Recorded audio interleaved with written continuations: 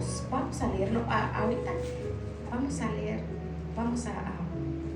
Ahorita vamos a, en 2 minutos vamos a leerlo. En el capítulo 32. Ok, vamos a leer el capítulo 32, versículo 8. Amén. Capítulo 32, versículo 8. Ya le puso al que está allá un poquito. Bueno. Y dice así la palabra del Señor: con él está el brazo de carne, mas con nosotros está Jehová nuestro Dios para ayudarnos y pelear nuestras batallas. Y el pueblo tuyo tuvo confianza en las palabras de Ezequías, rey de Judá. Aleluya. Pueden tomar asiento, mis amados hermanos. He titulado este tema: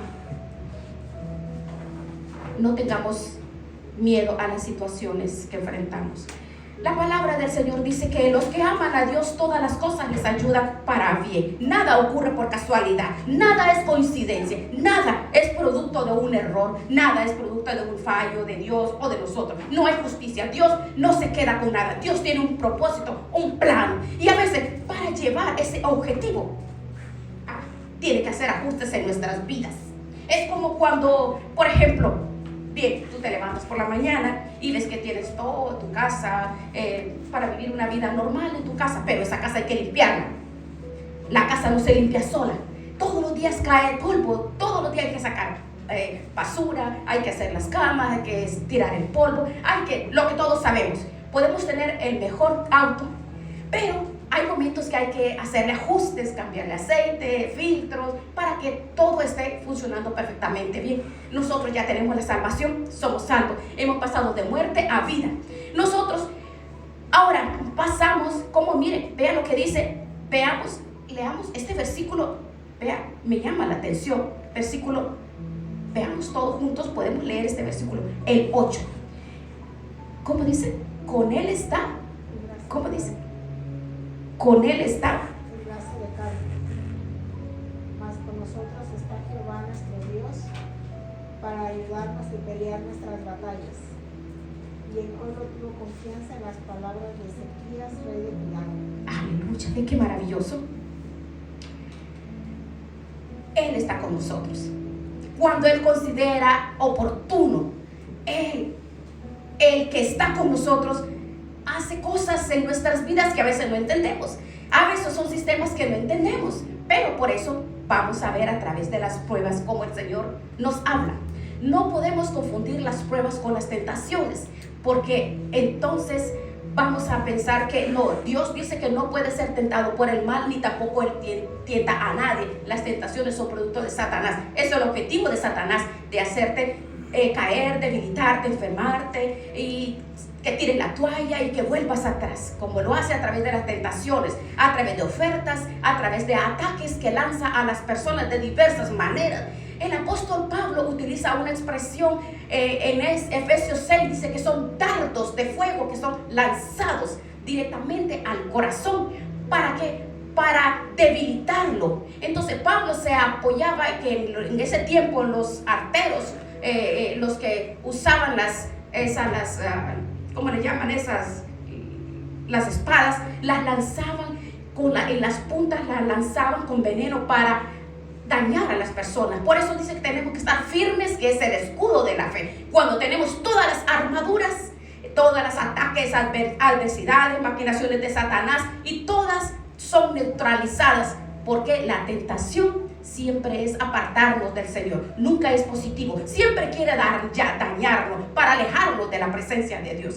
En Génesis 1:3 dice que Satanás llegó donde Eva y le dijo: lo que Dios te dijo no es verdad, te está mintiendo, no morirás. Esa fue la primera tentación. Después de esa, miles y miles y millones de tentaciones, en las cuales a lo largo de la historia vemos que hasta nuestro Señor Jesucristo fue tentado en el desierto durante aquel periodo por 40 días de ayuno y de oración, pero no cayó en ninguna de ellas. Dice que fue tentado en todo, pero nunca pecó. No, bueno, no estamos hablando de esto, estamos hablando de la prueba. La prueba las manda Dios. No tiene que pedirle permiso a nadie el Señor. El Señor tiene la libertad para probarnos cuando Él quiera, como Él quiera y el tiempo que Él quiera. Él es soberano. Amén. Tenemos que tener bien claro en eso. Nunca vamos nosotros a saber cuándo nos puede venir una prueba. No podemos evitar ser probados. Podemos evitar ser tentados. Dice, orad para no caigas en tentación, pero no podemos orar para no caer, que no seamos probados. No podemos decirle, Señor, no me pruebes, no me trates, no me cambies. No podemos, sería una barbaridad de parte de nosotros.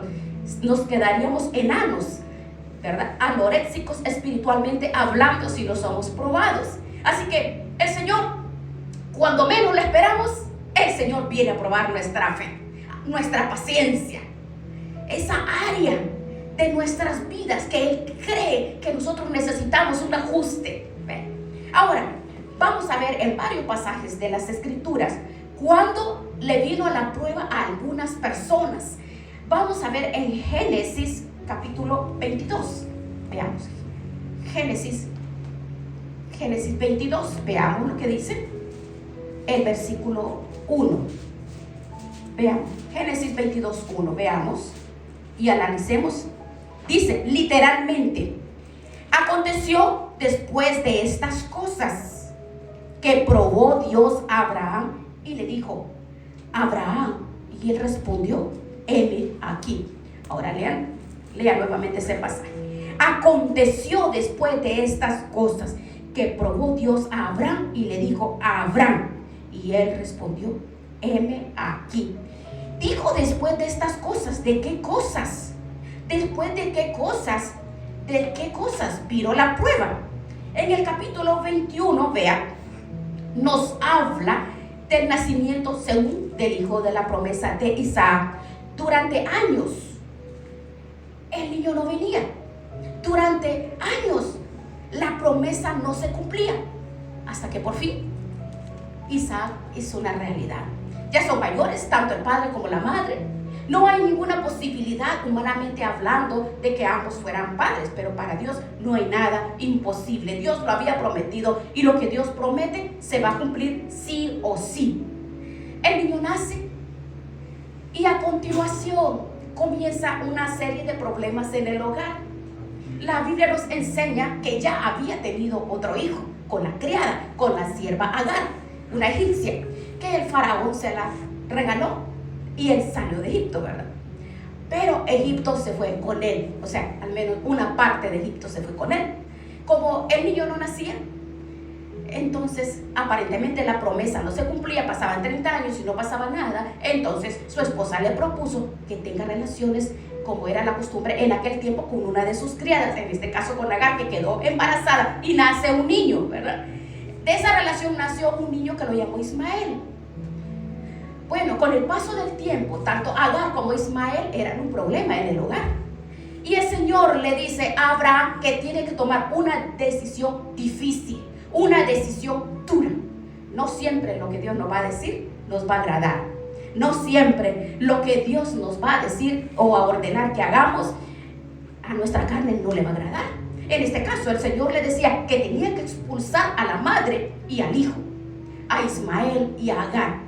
Era una decisión dura, difícil, dolorosa, porque era su hijo. Pero el Señor le dice: no te preocupes, que si él obedece, si él es valiente y él obedece lo que el Señor le está pidiendo, el Señor va a cuidar de la vida de ese niño, como así fue.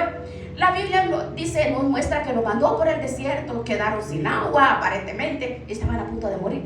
Pero es la primera vez que se pareció un ángel a la vida de una persona, en este caso a Agar. Y la palabra nos muestra que en varias ocasiones el Señor le prometió a Abraham un hijo. No era ese, era hijo en la carne, no era el hijo de la promesa. Y la palabra nos enseña que Ismael sobrevivió. Y hasta el día de hoy los árabes son los descendientes directos de este niño, de Ismael. A continuación se produce un pacto entre Abraham y un hombre llamado Abimelech. Ahora, Abimelech no es un nombre propio, es un título. Es como, por ejemplo, el faraón. Pero el faraón tenía un nombre. Abimelech, la palabra Abimelech es Abi, mi padre, Melech es rey. Es rey. Ese era el título que usaban en los filisteos en aquel tiempo. Así como los reyes de Egipto se les conoce como el nombre de Faraón, a los reyes, o sea, a todas las autoridades de los filisteos se les conoce como Abimelech. Por eso hay varios Abimelech, ¿verdad? Entonces hace un pacto con él. La Biblia nos enseña que ellos reconocieron que algo había en la vida de Abraham que marcaba la diferencia, pero había un problema con un pozo. Y al final, Abraham hace un pacto con Abimelech. Ahora, leamos mejor el capítulo 21 de Génesis. Dice, por ejemplo, 21:25. Abraham recompino a Abimelech. 21:25. Amén.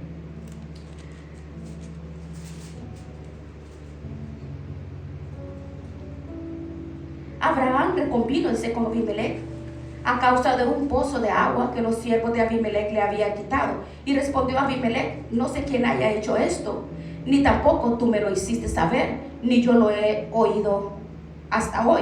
Y tomó Abraham ovejas y vacas y dijo a Abimelech, e hicieron ambos pactos. Entonces puso Abraham 7 corderas del rebaño aparte y dijo a Abimelech: Abraham, ¿qué significa esas 7 corderas que has puesto aparte? Versículo 30. Y él respondió: que estas 7 corderas tomarás de mi mano para que me sirvan de testimonio de que yo cavé en este pozo. Por esto llamó a aquel lugar Beersheba, porque allí juraron ambos. En el versículo 31. Bueno, Beersheba le dice que fue lo que puso aparte, que esas 7 corderas, le está hablando del pacto. Allí está hablando del pacto que hicieron al acabar ese pozo. Le llamó Beersheba, que quiere decir Beersheba, porque hicieron el pacto. Ellos, ambos. Significa el lugar de los 7 pozos. Pozo, y Sheba 7, el lugar de los 7 pozos. Y a continuación de estos actos, a continuación de todo lo que ellos, de lo que sucedió en la vida del nacimiento de Isaac y la expulsión de Ismael de su casa y de Agar, el pacto que hace con Abimelech. Sí, cosas aparentemente normales, más difíciles que otras, pero dice, después de estas cosas, Dios vino a probarlo. Él vino, hasta ese momento, él llevaba una vida normal, pero de allí dice, después. Por eso dice, después de estas cosas, está hablando después de esto. ¿Por qué? Porque le dijo, vino el Señor a Abraham y lo vino a probar a él, llevando una vida normal. Y cuando nosotros sabemos que tenemos una vida normal, pero de repente empiezan las cosas a ser probados, nos portamos bien, hacemos bien, estamos contentos y hacemos el bien. Igual Abraham, él estaba contento, triste porque tenía que expulsar a otro, pero obedeció a Dios. Pero él hasta ese momento no estaba desobedeciendo, no estaba pecando, él estaba haciendo una vida normal. Nace un hijo y al otro tengo que despedirlo. Ahora dice, yo tengo que arreglar ese problema con este pozo que hicieron los filisteos. Voy a hacer un pacto. O sea, llevaba una vida normal. Pero ahí vamos. ¡Pum! Ahí cayó la prueba. Así nos pasa a nosotros, ¿verdad? Estamos tranquilos, relajados, trabajamos, hacemos las cosas y de repente no sabemos cuándo van a venir las pruebas. No son un castigo. Vemos que la prueba que le manda a Abraham no es un castigo. Hermanos, nadie, por favor, podemos creer a la mentira de que, algo estoy haciendo mal, Dios me está castigando. No, Dios no castiga con las pruebas. Dios tiene otros métodos para disciplinarlo. Dios tiene otra forma para castigarlo, pero no son las pruebas. Las pruebas no es castigo. ¿Sabe qué son las pruebas? Es una bendición tener pruebas. Sí, las pruebas. Eso es la señal de que Dios está invirtiendo tiempo en mí, de que soy importante para Dios. Algo Dios quiere sacar de mí, algo quiere mostrarme a mí que me está probando. ¿Cuánto tiempo durará la prueba? Solo Él lo sabe. Solo Él lo sabe. Así que las pruebas son para nuestro beneficio espiritual, para nuestro crecimiento, para acercarnos más a Él. No son como injusticias por parte de Dios. No, las pruebas que vienen a nuestras vidas, hermanos, son diseñadas exclusivamente por la mano de Dios. Mira, ningún ángel te va a probar. El enemigo no te va a probar. Dios es el único que nos va a probar, el hacedor. Y cuando Él hace algo en nuestras vidas, todo lo hace bien. Ahora, desde el principio de los tiempos vemos cómo Dios hizo cosas terminando de hacer algo y venía a añadir algo más. Y vio Dios que todo es bueno. Ahora, todas las pruebas son comunes, pero buenas. Nos prueba. ¿Por qué razón? Porque Él sabe, Él nos conoce. Ahora, nosotros, en vez de preguntarme, ¿cuánto va a durar? ¿Por qué ahora? ¿Por qué a mí? ¿Y por cuánto tiempo? Pero si yo estaba bien, pero si yo estoy caminando bien con el Señor, yo hago bien las cosas con Dios, yo leo bien la Biblia, yo oro, yo ayuno, yo busco al Señor. Señor, ¿por qué? ¿Por qué? ¿Por qué? ¿Verdad? A veces nos comportamos como niños rebeldes. Ay, Señor, ¿por qué? ¿Por qué? ¿Por qué? ¿Por qué? No, le vamos a decir, Señor, ¿qué me quieres enseñar? Porque algo el Señor ha visto en nosotros y nos quiere enseñar. Entonces, en vez de perder el tiempo, ¿por qué me tocó esta prueba? ¿Por qué lo otro? ¿Y por qué justamente ahora que estoy bien, que hago todas las cosas bien en el Señor? No vamos a sacar nada, sino debilitar nuestra fe. Lo que tenemos que hacer es decirle, Señor, hay algo que tú me estás enseñando, hay algo que tú quieres que yo aprenda, que aún no he aprendido, y por eso estás permitiendo todas estas pruebas en mi vida. Es muy importante cuando estamos siendo probados mantener una buena actitud. ¿Por qué? Porque la actitud es lo que va a marcar la diferencia en mi corazón, en mi vida. Santiago 1, versículo 2 y 3, leamos ese. Santiago 1, 2 y 3, léalo por favor en alta voz, léalo. Hermanos míos, dice, tened por sumo gozo. ¿Cómo dice?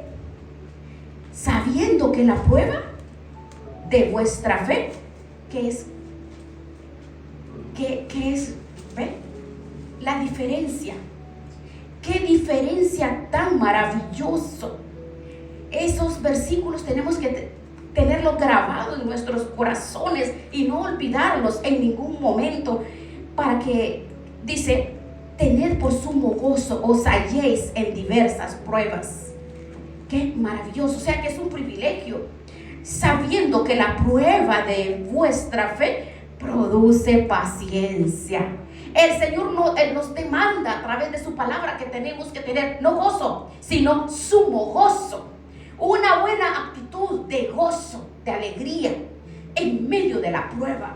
En medio de la prueba tenemos que tener sumo gozo, sabiendo que la prueba no viene por casualidad, sino que la prueba viene con un objetivo espiritual, con un propósito divino, que seguro, porque esa es la característica de las pruebas que nosotros no entendemos. Porque si nosotros entendiéramos lo que nos está pasando, ya no sería otra prueba, sería otra cosa. Pero la característica que tenemos que tener en cuenta en nuestras vidas, cuando no entendemos qué está pasando, pero sí sabemos que Dios nos está probando y está con nuestro carácter, nuestra paciencia, nuestra fe, con nuestra comunión y toda la intimidad con Él, es la evidencia. Por lo que sea, el Señor está probando nuestra vida en esas áreas.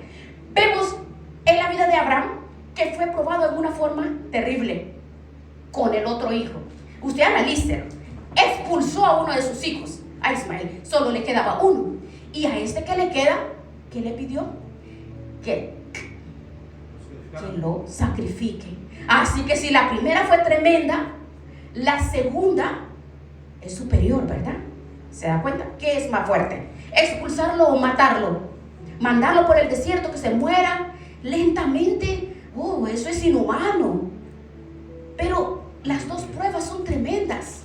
Pero la primera prueba de expulsar a su hijo de la casa, ¿qué fue lo que hizo?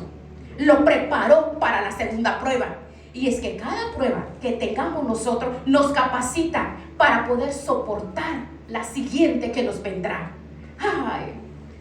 Entonces, solo vean No solamente que le pidió que sacrificara uno. Mira, por ejemplo, a David, ¿por qué nunca le pidió que sacrificara un hijo? Usted sabe la historia de que uno de los hijos que David tuvo se autoproclamó rey Adonías. Y dice que David nunca le llamó la atención. Vemos que esto era algo normal en la vida de David como padre.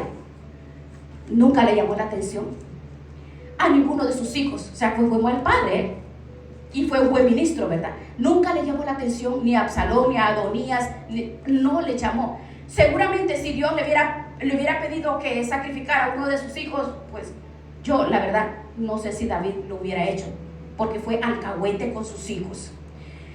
Le pedía lo que le pedía y él lo hacía, pero con la familia, oh no, una debilidad terrible, debilidad que a veces nosotros como padres tenemos con los hijos.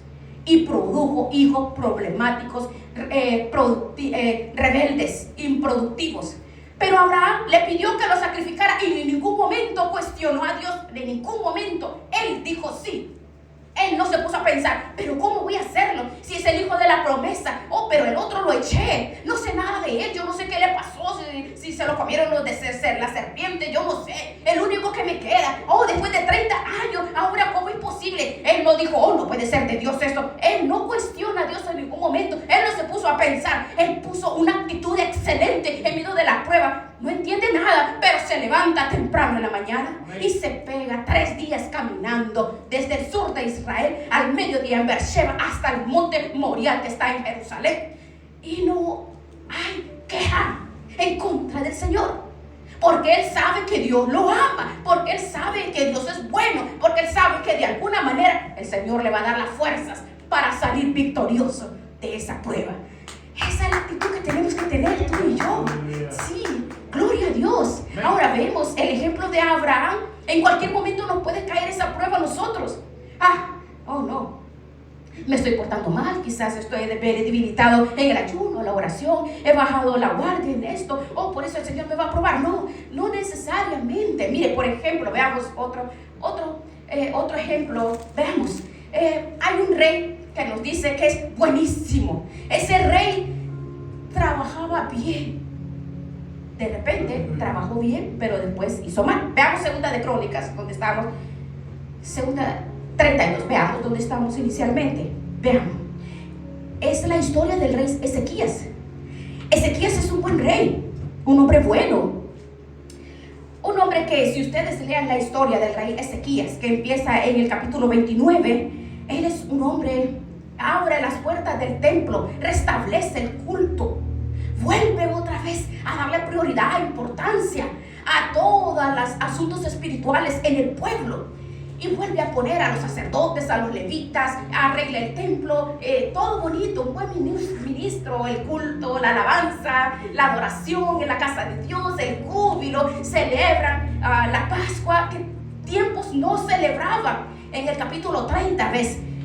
Dios lo bendice grandemente, de una manera excelente. Pero en el versículo 31, vean, él entra en un periodo de reorganizarlo todo estaba hecho un desastre, las cosas de Dios no tenían importancia, pero él comienza a organizar, a dejarse utilizar por el Señor para que vuelva otra vez la alabanza, la adoración, el sacrificio, en definitiva, en la vida espiritual.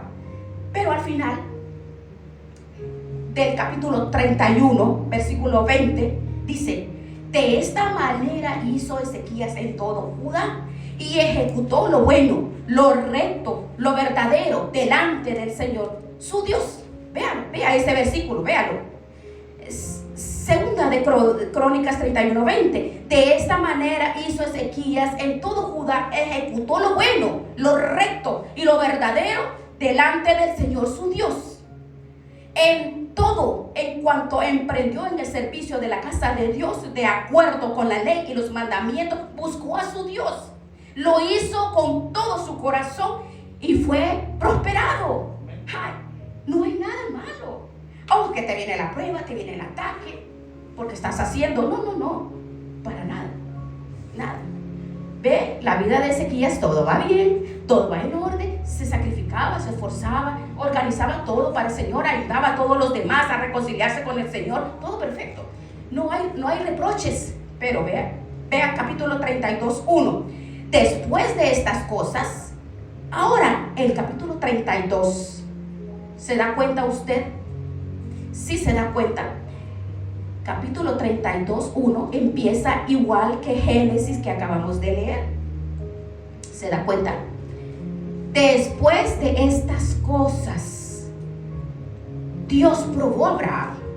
Y este versículo 32, 1 empieza igual. Después de estas cosas, después de hacer las cosas bien, decentemente, del esfuerzo, sacrificio, la consagración, después de estas cosas y de la fidelidad, porque uno puede hacer muchas cosas, pero de mala manera, de mala voluntad. Después de estas cosas bien hechas y de su fidelidad, vino Sennacherib, rey de los asirios, los invadió. ¿Para qué? Los quería conquistar.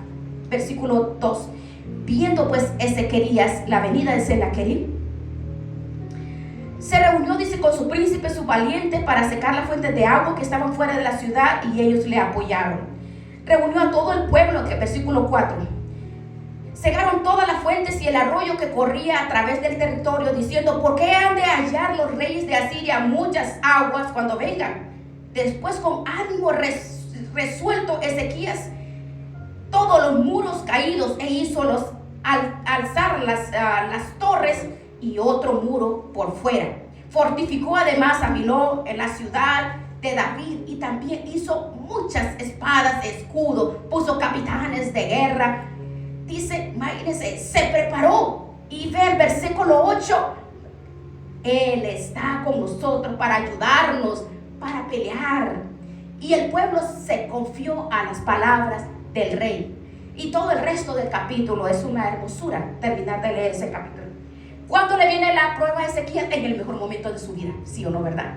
Cuando está haciendo todo bien, cuando se está esforzando por el Señor, cuando está invirtiendo el tiempo, el dinero, su tiempo, su voluntad, su consagración, cuando está empeñado a llevar al pueblo a los pies del Señor, restaurar todo, los sacerdotes, la alabanza, la adoración. Es mucho trabajo la obra, es bastante.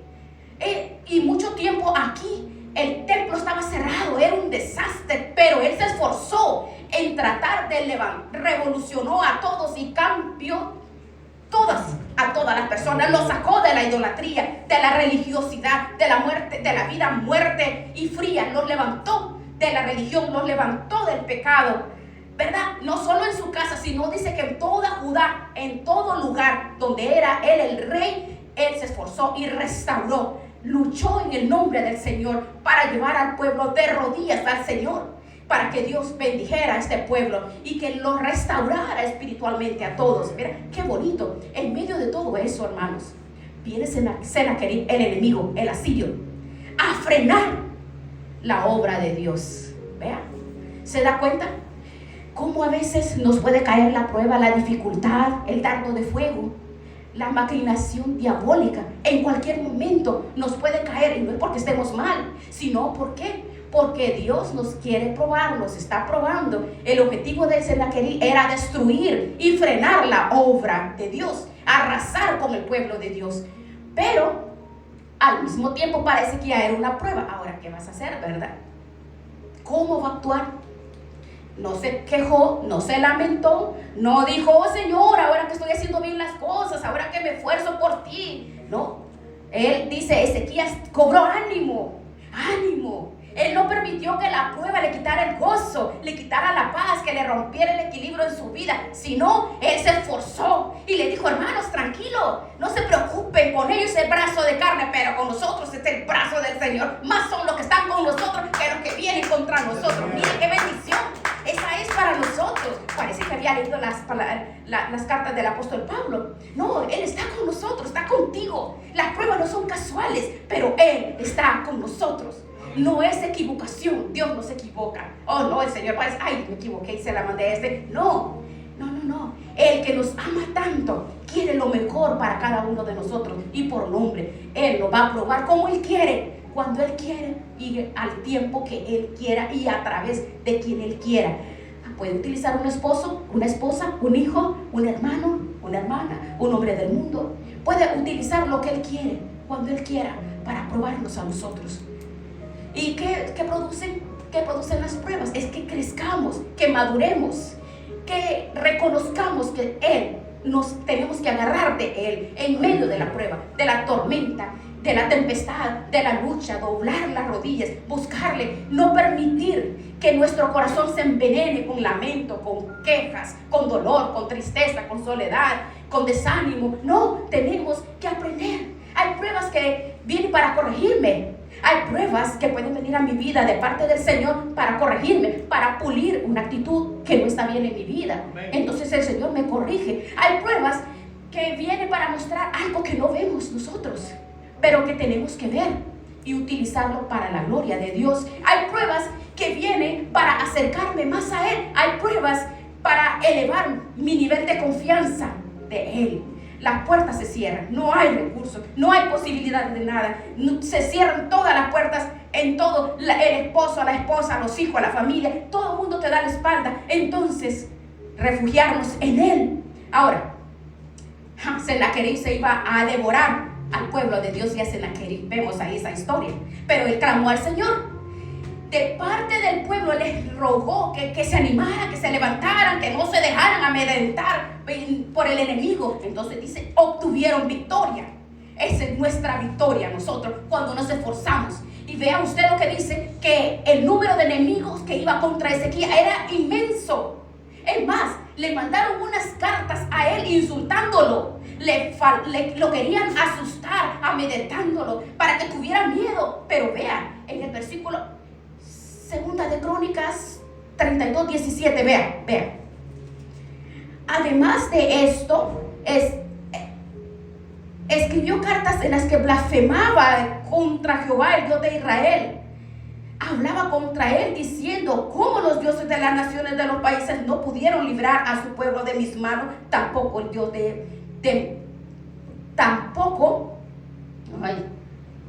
tampoco, vea usted el conflicto que vemos aquí. Los dioses de las naciones de los países no pudieron librar del pueblo de mis manos, tampoco el Dios de Ezequías. Lo querían atemorizar, lo querían asustar. Imagina el enemigo hablando un idioma como el pueblo de Israel, para asustarlo, porque le estaba hablando en su propio idioma. A veces el enemigo utiliza la Biblia para manipularte, para señalarte, tergiversándola.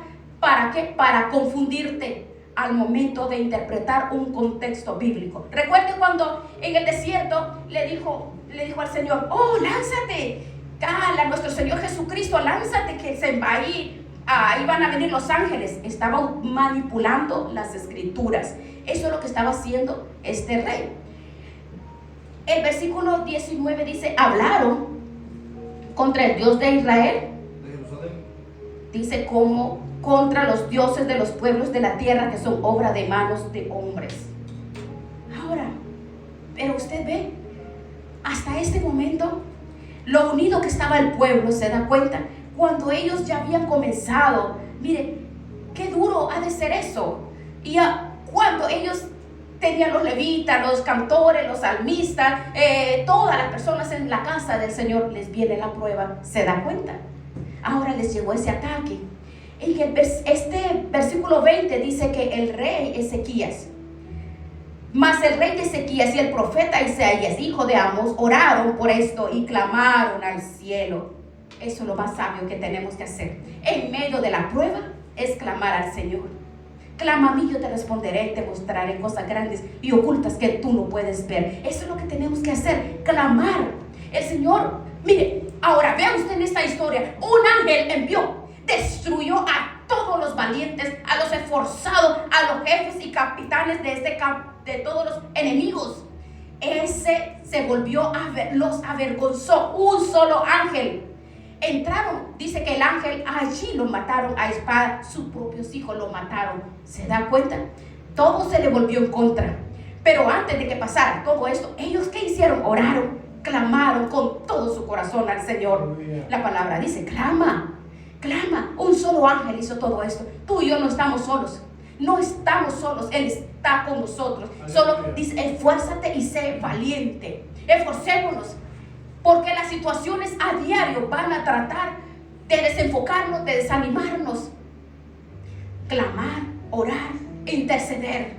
Así como el enemigo retrocedió, los mismos hijos se levantaron contra los enemigos. Así salvó a Ezequías el Señor de la mano de todos los diablos que venían en contra de ellos, y les dio reposo. Dice, por todos lados les dio. Ahora, en todas las pruebas, si tenemos una buena actitud, termina en bendición. Es como los salmos. Al leer muchos salmos, ve usted el salmo, está triste, preocupado, lo están persiguiendo, está acongojado, está hecho polvo, está triste, no duerme, su alma está encarcelada, pero ningún salmo termina mal. Por muy mal que empiece al principio, donde tú ves el salmista esta agonía, ya no puedo, ya no soporto, ya no, pero siempre termina bien. Esa es la bendición que tenemos en medio de las luchas, las pruebas, por muy duras, por muy difíciles. No tenemos que pedirle al Señor, ¿por qué? Sino nuestra actitud es, Señor, tú sabes. Y vemos que ellos, después de todo esto, todos llevaron presentes a la casa del Señor. Y fue engrandecido después de la victoria que el Señor les dio a ellos.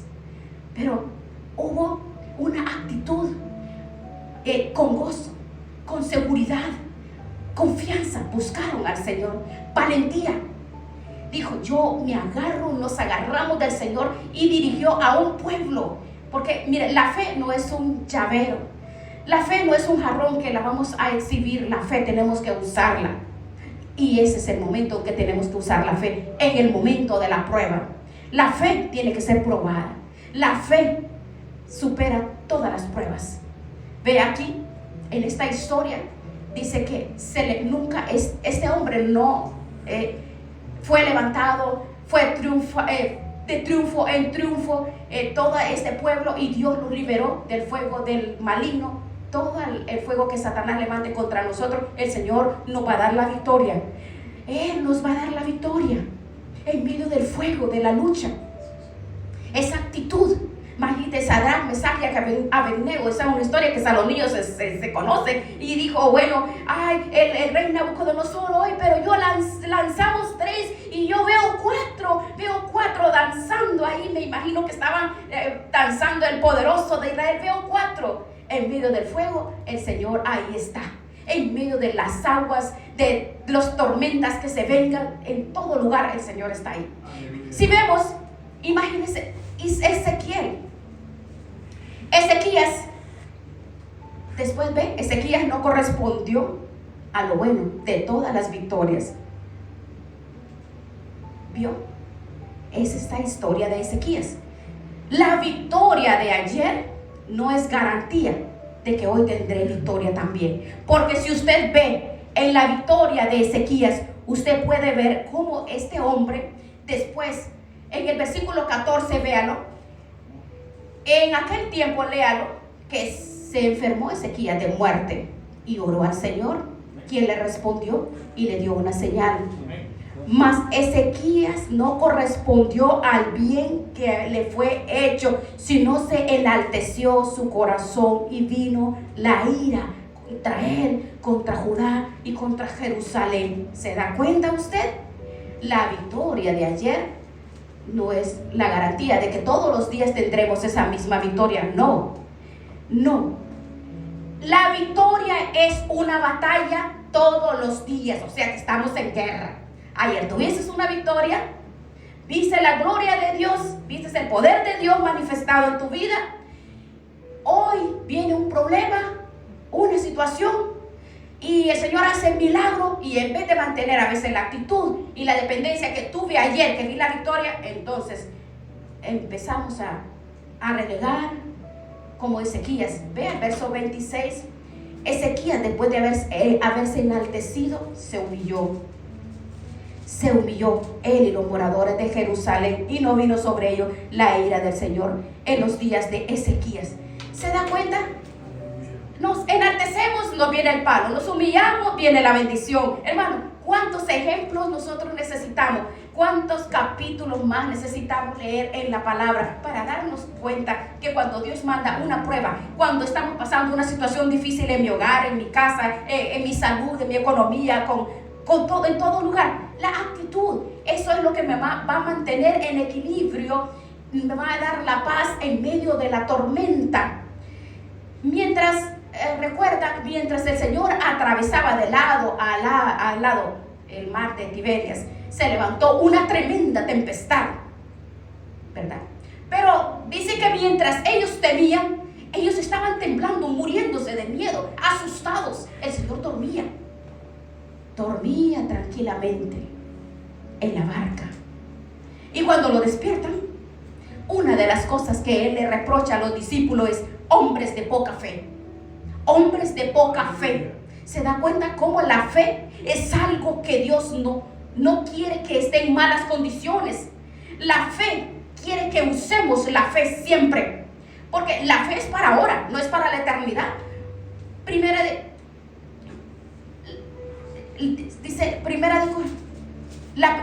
La fe. ¿Por qué dice? La fe es para allá, para este momento. Primera de Corintios 13. Permanece la fe, la esperanza y el amor. La fe tenemos que usarla. No es para la eternidad, no es para la otra vida, es para ahora. La fe nos va a ayudar a vivir en victoria. La fe nos ayuda a darle gracias en medio de la prueba y hacer lo que hacía Santiago, tener sumo gozo cuando os halléis en diversas pruebas. Ahora, esa expresión, diversas pruebas, me llama la atención, diversas pruebas. Tener por sumo gozo cuando nos encontremos en diversas pruebas. A veces podemos estar pasando pruebas diferentes o a veces hacer referencias a los diferentes tipos de pruebas que el Señor nos puede mandar a cada uno de nosotros. ¿En qué se inspira Santiago para hablar de diversas pruebas? ¿De dónde viene esta expresión? Analizando, Pablo se inspiró en las diferentes capas o las pieles de los animales. Ahí no todos los animales son iguales, hay marrones, hay diferentes colores, al igual que las ovejas, al igual que las cabras. Y dice Santiago que como los animales no hay dos iguales, sino que hasta un buen pastor puede diferenciar una oveja de la otra por el color de su piel. Cuando todos estos animales, las ballenas, cuando sacan la cola, dice que el dibujo de la cola no hay dos iguales. Como las rayas de las cebras, parecen todas iguales, pero cuando le sacan las fotografías, se da cuenta que cada cebra tiene líneas, colores en una posición diferente de la otra, como las huellas digitales. Es igual, así ocurre con las pruebas. Son diferentes, son distintas. Nadie elige: esta va a ser para ti y esta va a ser para ti mañana. No, esta no es para ti y el otro es dentro de un año. No, dice el Señor, esta va a ser para ahorita, para prepararlo para la que le va a venir dentro de 6 meses, que va a ser más fuerte. Pero la de los 6 meses le va a preparar para la otra que va a ser más fuerte. ¿Ve? Entonces, ¿quién elige? ¿Quién decide el tiempo, el lugar, la hora y las personas? ¿O solamente el Señor? Él es el único que sabe cómo hacer las cosas. Aunque estemos por valle de sombra y de muerte, no vamos a temer de nada, porque Él está con nosotros. Si estamos pasando por cualquier tipo de prueba, hermanos, confía en el Señor. Mantente en sus brazos, cerca de Él, en comunión. Las pruebas son personales. Las pruebas son personales para que aprendamos, para que aprenda yo, para que aprendas tú. El Señor trata de diferente forma con las pruebas. La prueba que yo tengo, usted no la va a poder vivir. La que tú vives, yo no la, porque Él así define las pruebas. No hay dos creyentes iguales, no hay huellas digitales iguales. Dios dice diversas. Solo tenemos que confiar. Yo sé que mi Redentor vive, y así decía Job, yo sé que mi Redentor vive, y confiar en Él. Por algo el Señor nos prueba, para que aprendamos algo que a través de un sermón no lo vamos a aprender. No, a través de las pruebas. A través de las pruebas sí vamos a aprender y nunca vamos a olvidar. Entonces le vamos a decir bienvenida a las pruebas que son de parte del Señor. Vamos a darle gracias al Señor. Ahí donde tú estás, vamos a decirle gracias te damos, Señor. Gracias, Padre. Vamos a decirle gracias, Señor. No importa, como dijo Job, mire qué maravilloso, Jehová dio, Jehová quitó. Oh,